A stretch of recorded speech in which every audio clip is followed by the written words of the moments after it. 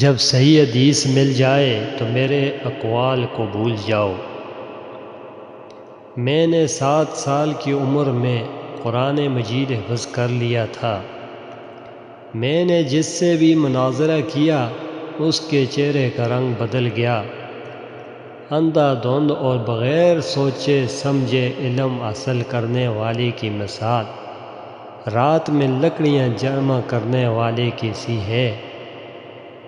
وہ گٹھا اٹھا لیتا ہے، ہو سکتا ہے اس میں سانپ اژدہا بھی ہو جو اسے ڈس لے۔ زندگی میں 3 مرتبہ مجھ پر فکر و فاقہ کا دور آیا۔ گھر میں زیورات بھی بک گئے، لیکن میں نے قرض لے کر کوئی چیز رہن نہیں رکھی۔ صحیح طالب علم تو مفلس ہی ہوتا ہے۔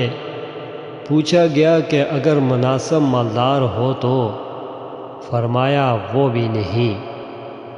شرک کے علاوہ ہر گناہ کی مغفرت کی امید ہے، لیکن گمراہی کا معاملہ بہت سخت ہے۔ لوگ فقہ میں اہل عراق کے محتاج ہیں۔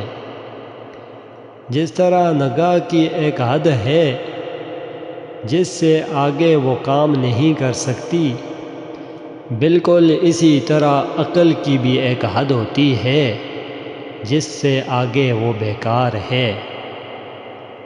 انسان کو قابو میں رکھنا جانوروں کو قابو رکھنے سے کہیں زیادہ مشکل ہے۔